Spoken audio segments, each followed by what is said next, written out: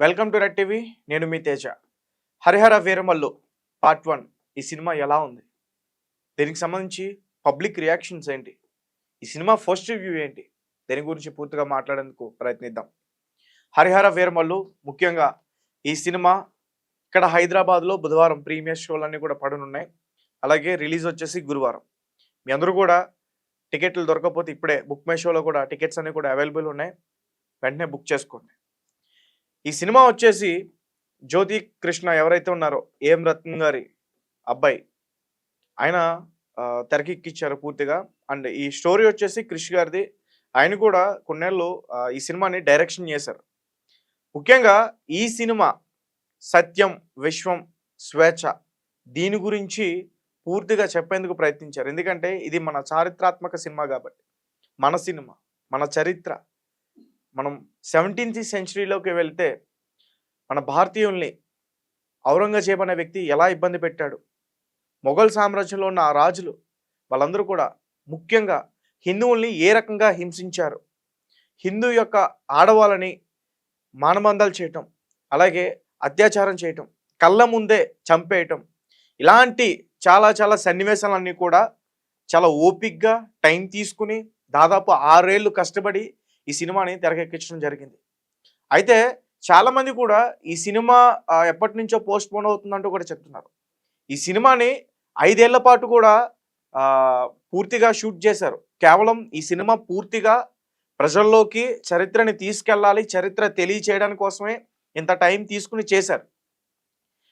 ఇంకా రిలీజ్ అంటారా, కొన్ని అనేక కారణాల వల్ల, పవన్ కళ్యాణ్ గారు బిజీ షెడ్యూల్ వల్ల, ఇలా చెప్పుకుంటూ పోతే కొన్ని టెక్నికల్ ఇష్యూస్ వల్ల ఈ Harihara Veeramallu cinema release dates change అయింది, కానీ ఇతర వేరే కారణాల వల్ల అయితే మాత్రం కాదు. అయితే ఇప్పుడు ప్రజెంట్ ఈ సినిమాకి సంబంధించి ఇంటర్వెల్ ఏదైతే ఉందో దాని గురించి చాలామంది మాట్లాడుకుంటున్నారు. ఎందుకంటే ఇంటర్వెల్ తర్వాత యాక్షన్ ఎపిసోడ్స్ చాలా అద్భుతంగా ఉన్నాయి. పవన్ కళ్యాణ్ గారు ఫైట్స్ చాలా బాగా చేశారు అంటూ కూడా చాలామంది చెప్తా ఉన్నారు. అండ్ ముఖ్యంగా పవన్ కళ్యాణ్ గారు ఫ్యాన్స్, ఇప్పటివరకు మీరు పవన్ కళ్యాణ్ గారు ప్రతి cinema first day first show ఖచ్చితంగా చూసుంటారు. అండ్ నాకు తెలుసు పవన్ కళ్యాణ్ గారి అభిమానులు ఫస్ట్ డే ఫస్ట్ షో కాదు, ఆ రోజు first show, second show, premieres మొత్తం కూడా వరుసగా చూసిన ఫ్యాన్స్ కూడా చాలామంది ఉన్నారు. నా ఫ్రెండ్సే చాలామంది ఉన్నారు. నేను కూడా కాటమరాయుడు మూవీ అట్లానే చూసాను. అయితే ఈ సినిమా మాత్రం ఫ్యాన్స్ ఎంజాయ్ చేస్తారు. పవన్ కళ్యాణ్ ఫ్యాన్స్ ప్రతి సినిమాకి బాగా ఎంజాయ్ చేస్తారు. మంచి హంగామా ఉంటుంది. థియేటర్లో కూడా అతను రాగానే పేపర్లు చింపివేయటం, ఇటువంటి ఎంజాయ్మెంట్ అంతా కూడా ఉంటుంది. అయితే ఈ సినిమా కూడా అదేవిధంగా ఎంజాయ్మెంట్ ఉంటుంది. కానీ వన్స్ మన చరిత్రలోకి వెళ్ళిన తర్వాత, వీరమల్లు క్యారెక్టర్కి మనం కనెక్ట్ అయిన తర్వాత మన సీట్లో ఖచ్చితంగా సైలెంట్గా కూర్చుని మనం సినిమా చూస్తాం. ముఖ్యంగా పవన్ కళ్యాణ్ గారు చేసిన వీరమల్లు క్యారెక్టర్ ప్రతి ఒక్కరిని కూడా చాలా బాగా ఆకట్టుకుంటుంది. ఒక్కసారిగా మనం 2025 నుంచి 17th సెంచరీకి వెళ్ళిపోతాం. ఇప్పుడు మొఘల్ సామ్రాజ్యంలో భారతీయులు ఏ విధంగా ఇబ్బంది పెట్టారు, ఔరంగజేబ్ ఎటువంటి దాడులు చేశాడు, ఇదంతా కూడా పూర్తిగా చూపించే ప్రయత్నం చేశారు డైరెక్టర్ గారు. అలాగే ఈ సినిమాకి వచ్చేసి ఏం రత్నం గారు ప్రొడ్యూసర్, కీరవాణి గారు మ్యూజిక్ చాలా అద్భుతంగా ఉంటుంది. నిజానికి చెప్పాలంటే ఈ సినిమాకి సక్సెస్ రేట్ ఎవరికైనా ఇవ్వాలంటే అది కీరవాణి గారికి మాత్రమే ఇవ్వాలి.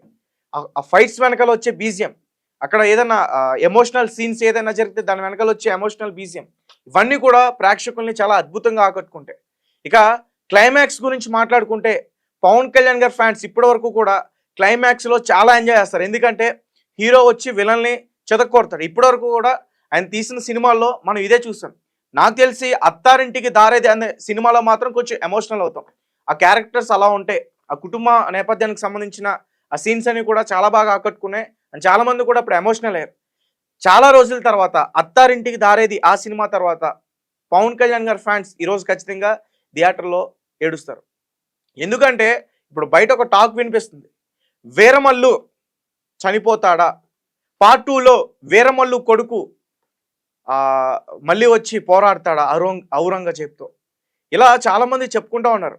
నిజానికి ఈ క్లైమాక్స్ ఏదైతే లాస్ట్ 18 నిమిషాలు ఉందో ఆ ఫైట్ సీక్వెన్సెస్ కానీ, ఆ ఫైట్ సీన్స్ కానీ ఇవన్నీ కూడా పవన్ కళ్యాణ్ గారే కొరియోగ్రఫీ చేశారంటూ కూడా చెప్తున్నారు. అండ్ ఈ సినిమాకి సంబంధించి ఏదైతే అసురాహానం అనే ఒక సాంగ్ ఉందో, అసలు థియేటర్లో ఆ సాంగ్ చూస్తే ప్రతి ఒక్కరు కూడా గూస్ బూమ్స్ వస్తాయంటూ కూడా చెప్తా ఉన్నారు. అలాగే మరీ ముఖ్యంగా ఈ సినిమాకి సంబంధించి క్రిష్ గారు కూడా రీసెంట్గా ఆయన ఎక్స్ అకౌంట్లో ఒక పోస్ట్ కూడా పెట్టారు. అంటే ఈ సినిమా ఎప్పటి నుంచి కూడా ప్రమోషన్స్ జరుగుతున్నాయి. ఈ సినిమా గురించి కీరవాణి గారు కావచ్చు, ఎం రత్నం గారు కావచ్చు, జ్యోతి కృష్ణ డైరెక్టర్గా కావచ్చు, వీళ్ళందరూ కూడా చాలామంది సినిమాటోగ్రఫీ వీళ్ళందరూ కూడా ఇంటర్వ్యూస్ ఇస్తున్నారు. కానీ సినిమాని మొట్టమొదటి నుంచి కూడా ఆ సినిమా యొక్క బాధ్యతలు మోసిన, ఆ స్టోరీని తెరపైకి ఎక్కించాలని ఆ స్టోరీకి పవన్ కళ్యాణ్ గారికి వినిపించిన క్రిష్ గారు మాత్రం సైలెంట్గా ఉన్నారు. చాలామంది అప్పుడు అనుకున్నారు క్రిష్ గారికి పవన్ కళ్యాణ్ గారికి సమ్ క్లాషెస్ వచ్చాయి, అందుకే ఈ సినిమాకి ఆయన దూరంగా ఉన్నారు. ఇన్ని రోజులు టైం పట్టడం వల్ల అతను సినీ జీవితం మళ్ళీ పక్కన పడకుండా ఉండడానికి ఇది కట్ చేసి ఆగిపోయి కావాలని వెళ్ళిపోయారు. ఇలా అనేక రకాలుగా వార్తలు వినిపించాయి.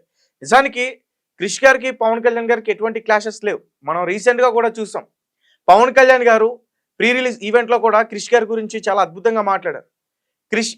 క్రిష్ లాంటి డైరెక్టర్ ఇలాంటి స్టోరీని తెరకెక్కించడం చాలా అద్భుతం. ముఖ్యంగా నాలాంటి వారికి ఇలాంటి స్టోరీ ఇవ్వటం నా పుణ్యం అంటూ కూడా చాలా పొగడ్తలతో ఆయన్ని ముంచేశారు. అలాగే క్రిష్ గారు కూడా సైలెంట్గా ఉన్నారనుకున్నాం. రీసెంట్గా ఆయన కూడా ఎక్స్ అకౌంట్లో కూడా ఒక పోస్ట్ కూడా వేశారు. హరిహర వీరమల్లు దూసుకొస్తుంది, చాలా రోజుల తర్వాత అగ్నిపర్వతం బద్దలవబోతుంది, ఈ రకంగా కొన్ని వర్డ్స్ అన్ని కూడా యూజ్ చేసి ఆయన పోస్ట్ చేయడం అయితే జరిగింది. అలాగే ఈ సినిమాని, ఈ చారిత్రాత్మక సినిమాని ట్రోలింగ్ చేయడం, అలాగే బాయ్కాట్ చేయడం, ఇవన్నీ కూడా మనం బయట వింటున్నాం. ఈ సినిమాని ఎవరు కూడా బాయ్కాట్ చేయలేరు. ముఖ్యంగా వైసీపీ పార్టీకి సంబంధించిన ఎవరైతే ఉన్నారో వాళ్ళ కార్యకర్తలు కావచ్చు, వాళ్ళ అభిమానులు కావచ్చు, ఎవరు కూడా ఈ సినిమాని బాయ్కాట్ చేయలేరు. ఎందుకంటే పవన్ కళ్యాణ్ గారికి సంబంధించిన ఏదో కమర్షియల్ సినిమా కాదు, మన చరిత్ర, మనది, మన భారతదేశం, మన భారతదేశ ప్రజల్ని ఏ విధంగా ఇబ్బంది పెట్టారో, మన మహిళల్ని, మన భారతీయుల్ని హింసించి చంపేశారు. సో ఏదైతే ఉన్నాయో ఈ సీన్స్ పూర్తిగా ఇవన్నీ కూడా మన సినిమాలో చూడబోతున్నాం. మరీ ముఖ్యంగా మొదటి నుంచి కూడా చెప్తున్నారు, పవన్ కళ్యాణ్ గారు కూడా చెప్పారు, ఈ కోహినూర్ డైమండ్ ఎలా తీసుకెళ్ళిపోయారు దొంగలించి, అసలు దొంగలించి తీసుకెళ్ళిపోయారా లేదంటే మన రాజులు మనకు అన్యాయం చేసి వాళ్ళే ఇచ్చేసారా అంటే రకరకాలుగా కొన్ని కథనాలు అయితే కొన్ని రోజుల నుంచి వింటున్నాం. సో దానికి సంబంధించిన ఎపిసోడ్స్ అన్ని కూడా బాగా ఉంటాయంటూ కూడా చెప్తున్నారు.